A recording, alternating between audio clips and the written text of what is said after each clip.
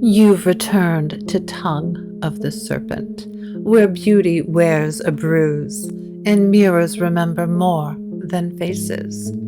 Tonight the storm prowls the edges of the French Quarter. Evelyn follows a whisper into the hidden bones of the crew of the Morning Star, and finds a mirror that doesn't just reflect, it remembers. Some histories refuse to die. Some horrors find new homes. And one woman, Madame Delphine LaLaurie, has been waiting a very long time to be seen again. This is Season 2, Episode 6, Madame LaLaurie. Evelyn's perspective. The storm had been prowling the edges of the city all afternoon. The sky bruised purple and green, the air tense and trembling, with the scent of rain and ozone. By nightfall, thunder growled low over the rooftops, and the crew of the Morning Star felt more alive than usual, a thing with 1,000 secret doors and a restless, beating heart. Evelyn moved through its hallways with the cautious reverence one might offer a sleeping beast. The crew was old in the way that only a handful of places in New Orleans were, built on forgotten bones, fed by stories too dark to tell in daylight. She carried a small lantern against the creeping dark, though the place seemed to swallow its light, stretching shadows into long, spidery fingers. She didn't know why she had come down here. It wasn't a summons, exactly.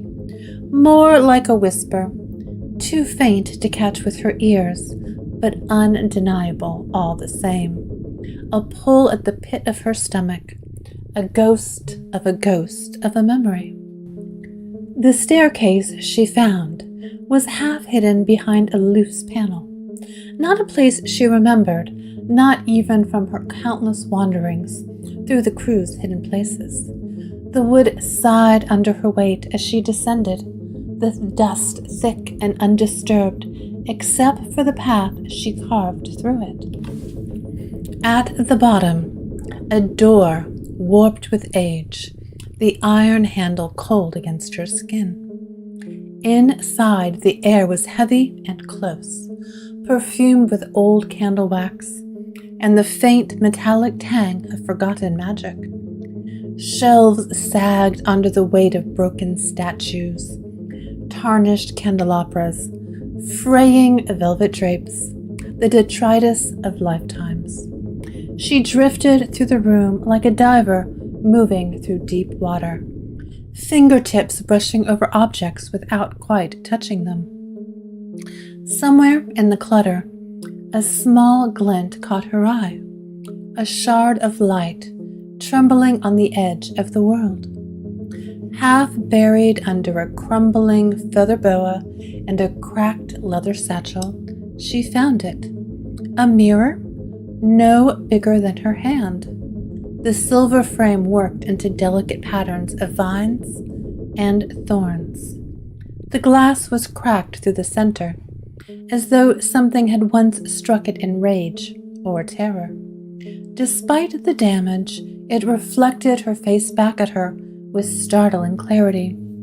Her wide green eyes, her blonde hair, falling wild around her shoulders, the uncertain set of her mouth.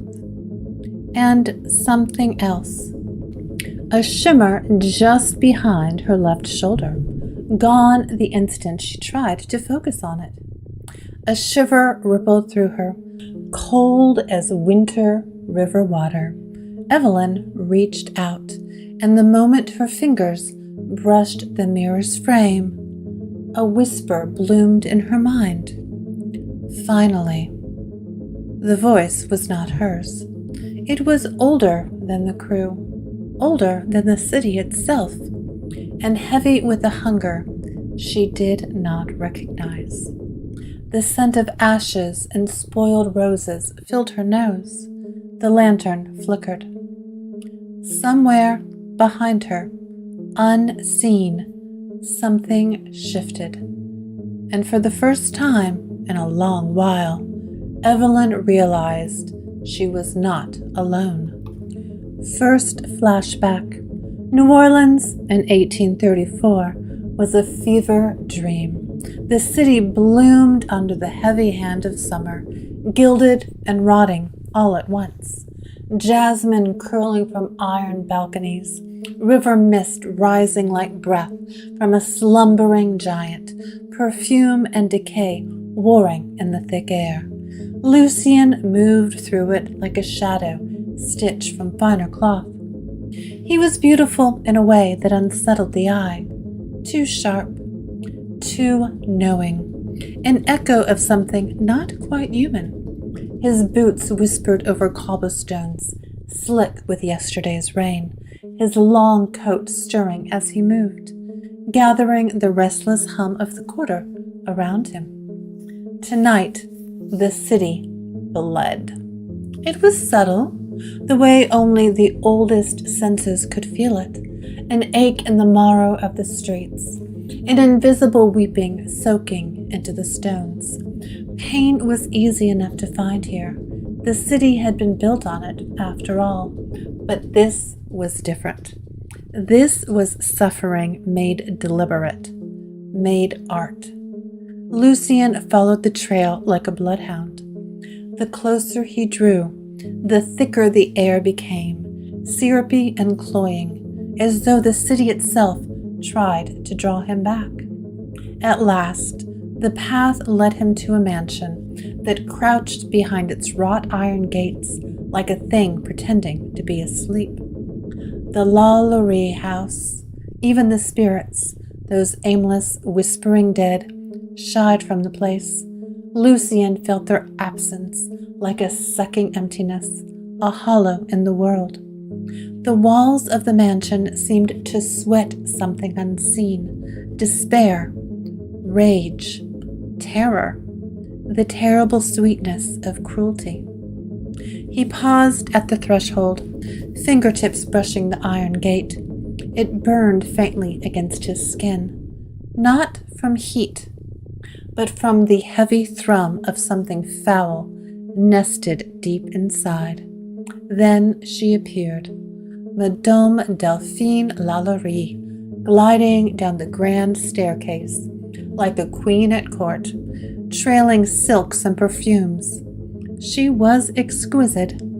Alabaster skin, dark hair piled high in elaborate coils, lips painted the bruised red of ripe plums.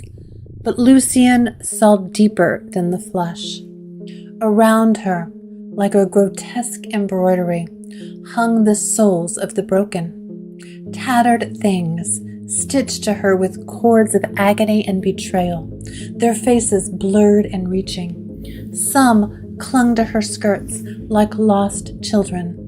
Others flinched as she passed, shackled by invisible chains. And she wore their pain as a queen wears jewels. Unthinking, radiant. Lucien's mouth curled into a bitter line.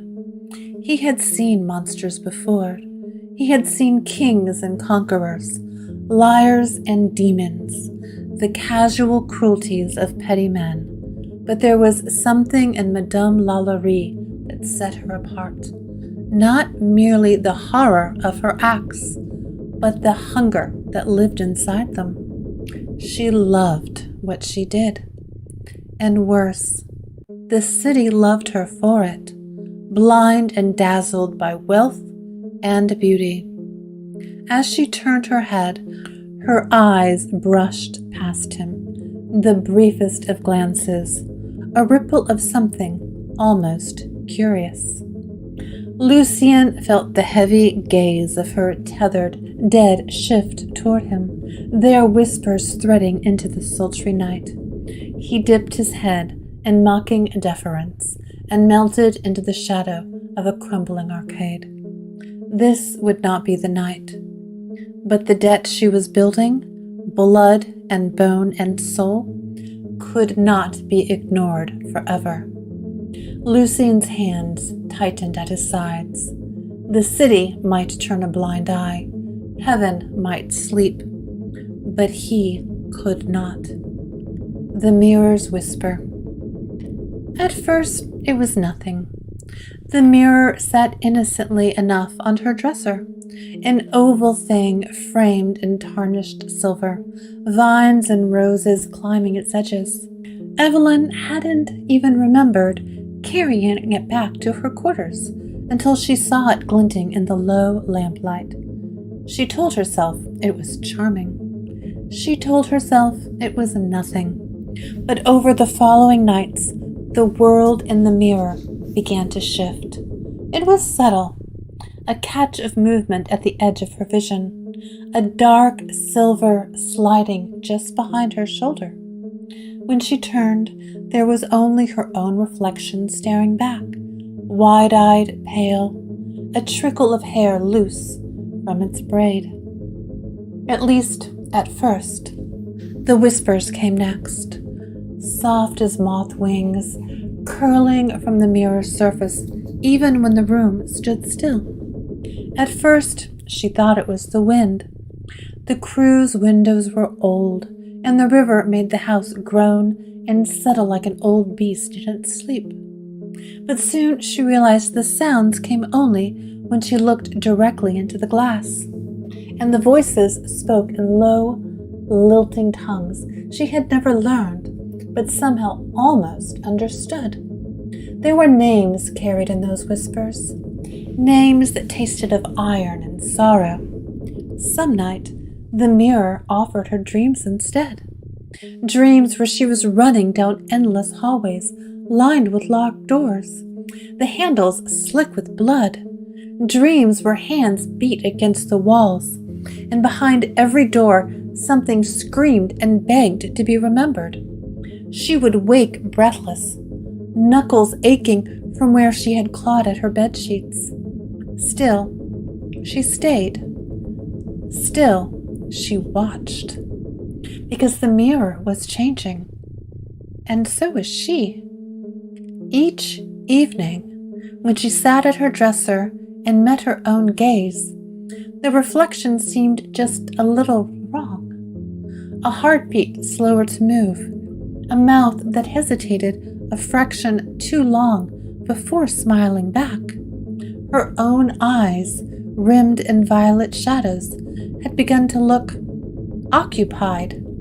Worse, the mirror felt closer every night. It wasn't a thing that could be measured with inches or glass. It was a presence, leaning in through the thin silver skin of the world, breathing against the back of her neck. Evelyn lit candles and incense. She sketched wards along the window frames with trembling hands. None of it helped. The mirror simply watched her efforts with quiet amusement. And somewhere, buried deep beneath her mounting terror, a part of her whispered, "You picked it up. You invited it in." It would not leave easily. Lucien confronts LaLaurie. The chandelier shivered above them, casting its fractured light against the salon's marble floor. Musicians played a soft minuet in the adjoining room, but the music was a distant, brittle thing, a facade stretched thin over something rotting beneath. Madame Delphine LaLaurie greeted Lucien like an old conspirator. Her gloved hand brushed his as she led him inward, the silk of her gown whispering against the floor. "So few men of discernment in this city," she murmured. "I do so cherish a conversation worth having." Lucien smiled, a tight, polite thing, and allowed himself to be drawn into her web. The room smelled of gardenias and something sharper, metallic. A few curious guests glanced their way, but most turned back to their gossip and wine. No one in that house wanted to look too closely. He let her talk about the trivialities of society, the pettiness of rivals, about her collections, the delicate porcelain, the antique lace, the rarest flavors of agony, bottled and broken beneath her feet. Lucien tilted his head slightly, steadying her through the slanted veil of his lashes. The threads clinging to her were thicker now, ropes of spirit stuff twisted tight, dragging behind her like a bridal trail of the damned. You have gathered quite a treasure, he said lightly, his voice touched with amusement, masking the revulsion tightening in his chest. She laughed, low and lovely. Pain, dear sir, is the purest crucible. It refines us, she said. Her eyes gleamed, not mad, not wild, but sharp, chilling in their clarity. Most are too delicate to grasp it, but I, she touched her throat, her mouth a red wound against her pale skin. I have learned how to drink from it, to thrive. Lucien's smile sharpened at the edges. And yet, he said, swirling the wine in his glass, even the finest porcelain shatters when strained too thin. Her laughter unfurled again, silk over razors. I fear no breaking, she whispered. And that was when Lucien knew there would be no saving her, no whispered warnings, no subtle nudges back from the brink. She was already falling. All he could do was choose the direction of the descent. He finished his wine with a pleasant nod and excused himself, murmuring of prior engagements, a pressing appointment, and drifted through the revelers like a shadow bleeding through silk. In the weeks that followed, stories began to grow like weeds among the city's whispering salons and smoke-thick parlors. Stories of disappearances, of servants never seen again, of sounds in the night no human throat should make. Lucien did not speak loudly. He did not need to. A nudge here, a dropped phrase there. The city's elite had already scented blood, and New Orleans had a particular hunger for the spectacle of another's ruin. He watched from the margins as the rumors thickened, as the eyes of polite society turned slowly, inexorably toward the house on Royal Street. And somewhere, deep within the crumbling mortar of that place, the spirits she had bound began to stir. The reckoning had already begun. Evelyn seeks help. The mirror sat on Evelyn's desk like a wound. She had wrapped it in velvet cloth, more out of instinct than reason, but the thing bled through anyway. The air around it felt wrong, heavy and coppery, like the breath before a summer storm. Her hands trembled as she unwrapped it, exposing the tarnished silver frame, the darkened glass. Shadows scurried at the edges of her vision, gone when she tried to catch them. Lucien stood across the room, rigid as stone. The moment the mirror was bare, a slow, invisible pressure unfurled between them, like something ancient and starved pressing its face to the surface. Lucien moved forward, each step measured, his mouth thinned to a grim line. Ashes, he said softly. Iron. Old cruelty. Evelyn swallowed. It's been speaking, she admitted. Her voice sounded thin, childish in the thick, charged air. Dreams I can't wake from. People screaming behind doors I can't find. She hesitated. Last night I saw myself in the mirror, But it wasn't me.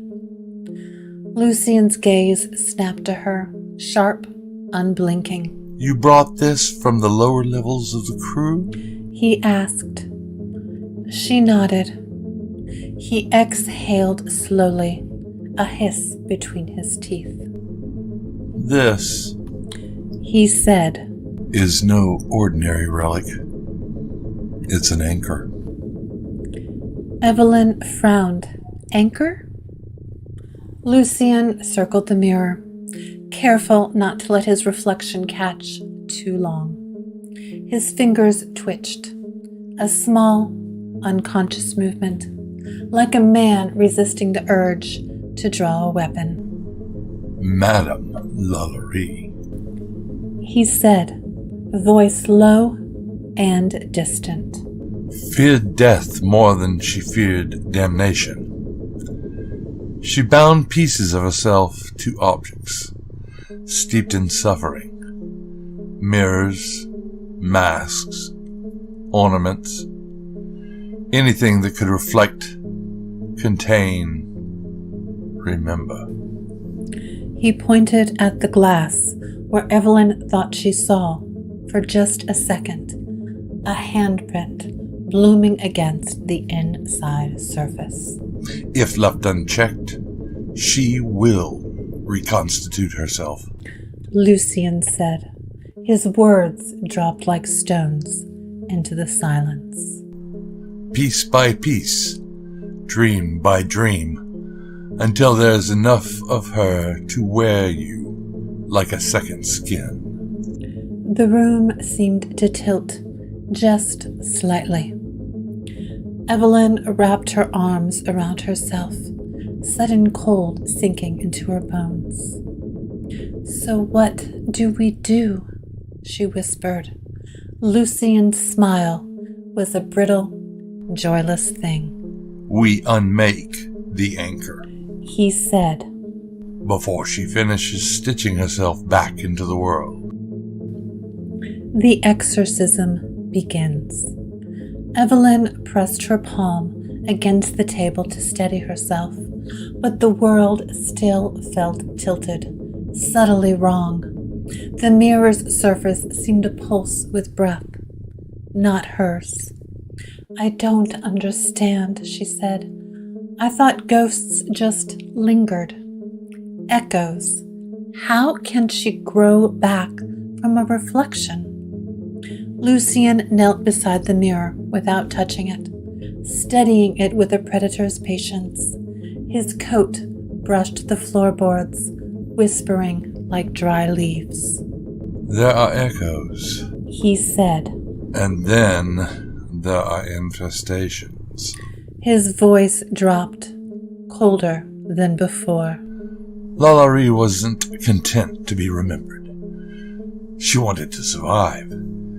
She fed the mirror blood, terror, despair, until it could hold her. Not just memory, will. Enough of it that death couldn't finish her. Evelyn's skin prickled painfully, as if unseen fingers were brushing her spine. And now? She asked, almost not wanting the answer. Now, Lucien said, the mirror looks for a new home. He raised his head, meeting her gaze with something close to pity, and something far more ancient and dangerous. It has chosen you. Evelyn staggered back instinctively. The mirror rattled against the wood, though no hand had touched it. I don't even remember deciding to bring it up here, she said quietly, staring at the mirror. I just did, like it wanted to be near me, and I let it. Gods, I should have known better. We all falter, Evelyn, Lucien said, his voice low, almost kind. Even those who walk in the shadows think themselves wise. Some mistakes aren't made, they're invited. quietly when we are tired or curious or simply human. I didn't ask for this, she whispered. None of them ever do, Lucien said. His expression was unreadable. But once a spirit sets its claws in you, asking stops mattering. The mirror's surface rippled. A shape bloomed beneath the glass. A pale face, delicate as porcelain, framed by tumbling dark hair. And eyes, black and endless. Evelyn turned her face away with a choked sound. Lucien stood, the old floors groaning beneath him. He was already reaching inside his coat for something. A small satchel, heavy with the weight of charms and sigils. You need to propel yourself. Lucien's mouth curled into something that wasn't quite a smile. For a fight. The candles guttered in a sudden breath of unseen wind, throwing long, distorted shadows across the walls. In the mirror, Madame LaLaurie smiled back at them, patient and hungry. The exorcism begins. They worked quickly. Lucien drew the sigils in a practiced hand, chalk grinding softly against the warped wood of Evelyn's floor. The patterns were complex. Spirals within cages, jagged stars gnawed by teeth, ancient protections from a time before the city even dreamed of being born. Evelyn stood inside the largest of the circles, the mirror set before her like an accuser. Her hands trembled at her sides. She could feel it. Madame LaLaurie's presence, a pressure against her mind, squeezing tighter every breath she took. Don't speak to her, Lucien warned. His voice was low, steady. No matter what she says, no matter what face she wears. He lit the candles at each compass point, their flames shuddering high and unnaturally blue.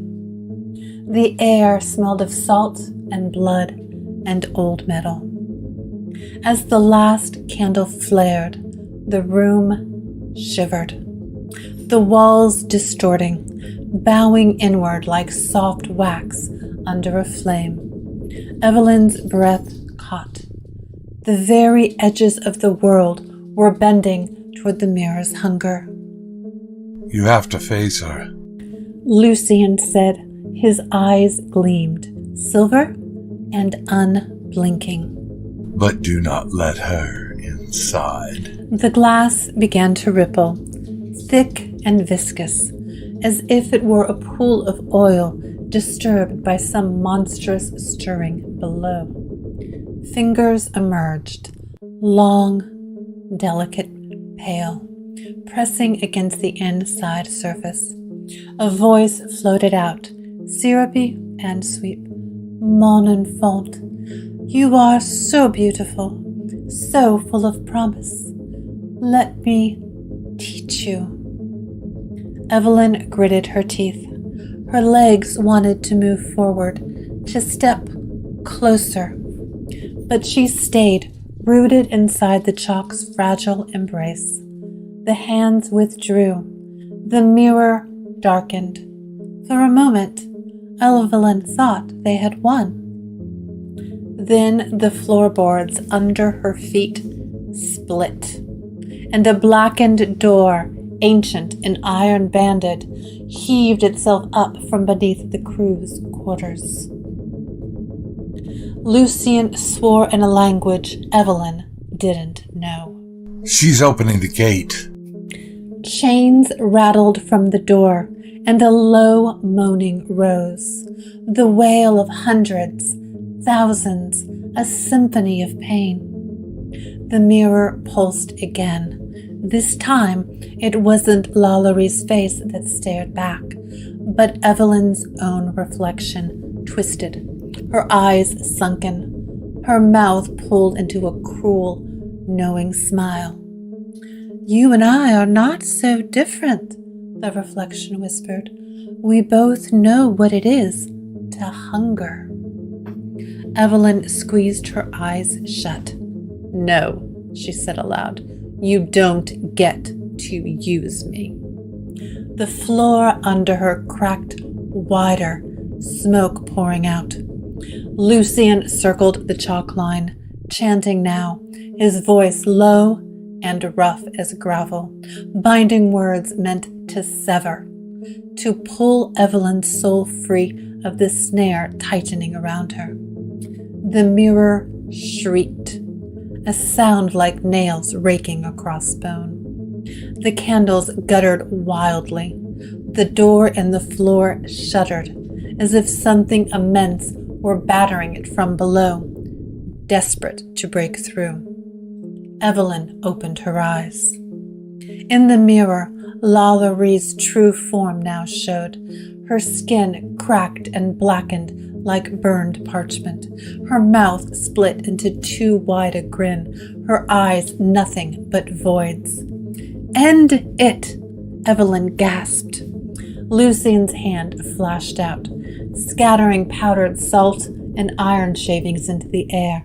They caught fire mid-fall, sparks flaring like tiny suns. The mirror howled. The room pitched sideways. Evelyn screamed as the world tilted, and for a terrible heartbeat, she was falling into the mirror, falling into that endless black. But the chalk held. The flames held. Lucien's will held.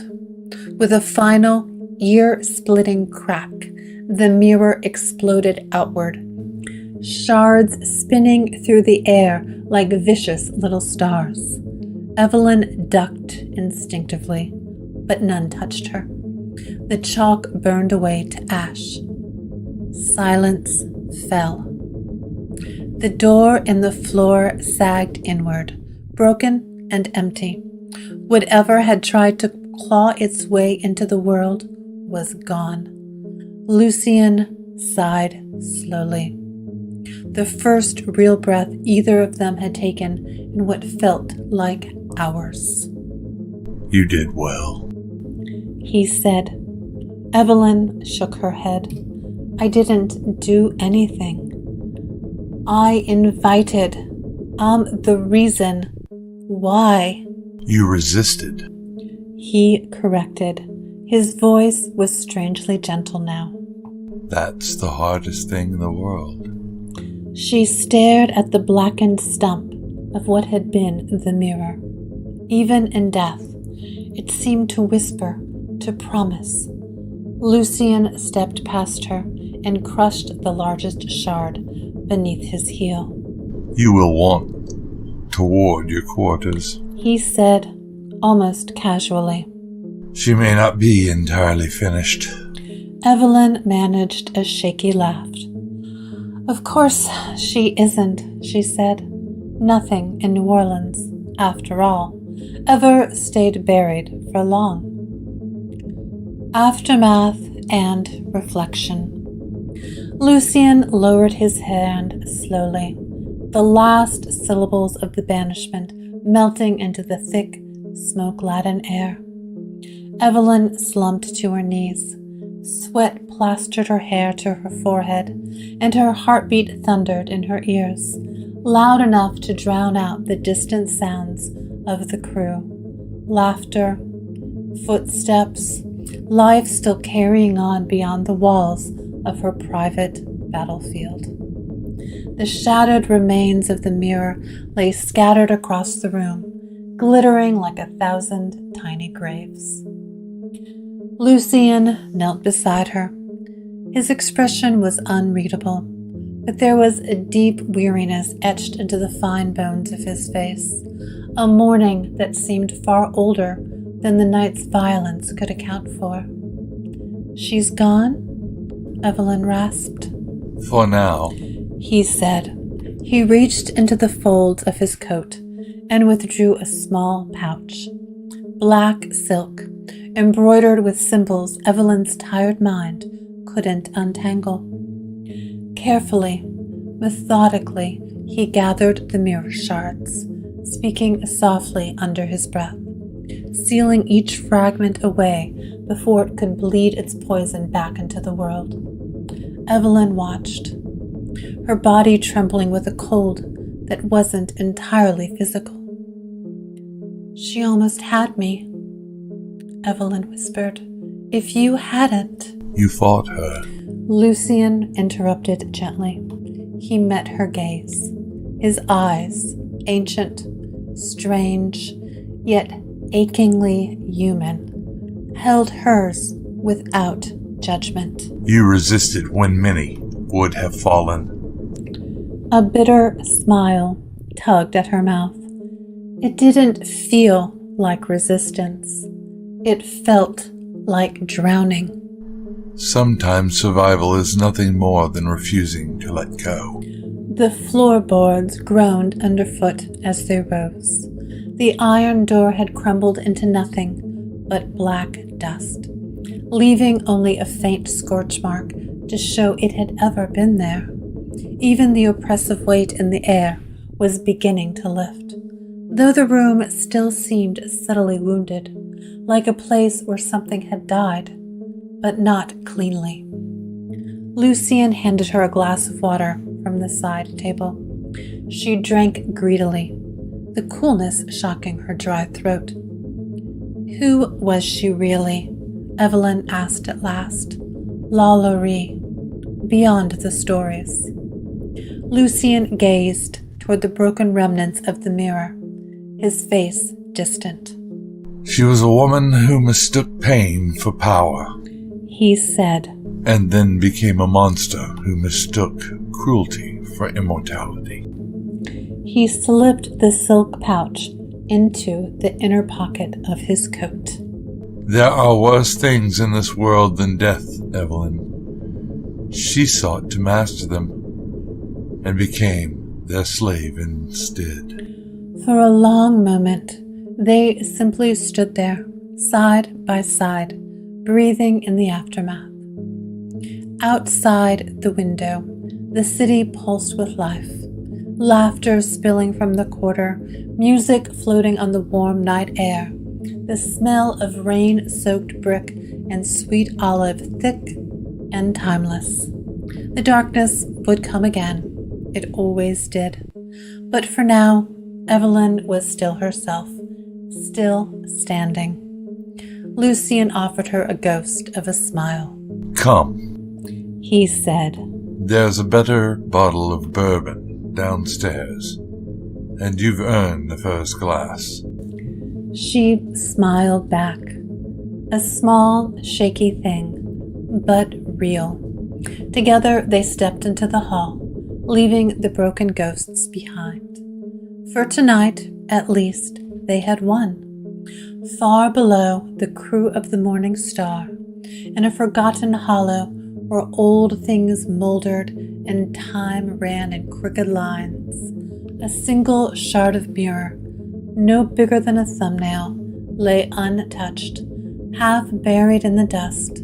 It caught no light, reflected no face. But if you leaned close enough, if you listened beyond the hush of the dead air, you might swear you heard a faint, patient whisper. Waiting. The mirror is gone. The house breathes again. But far beneath the crew, in the dark morrow of New Orleans, a single shard waits, quiet, patient, dreaming of blood and reflection. Evelyn survived. Lucien endured. Yet the city remembers what they tried to bury.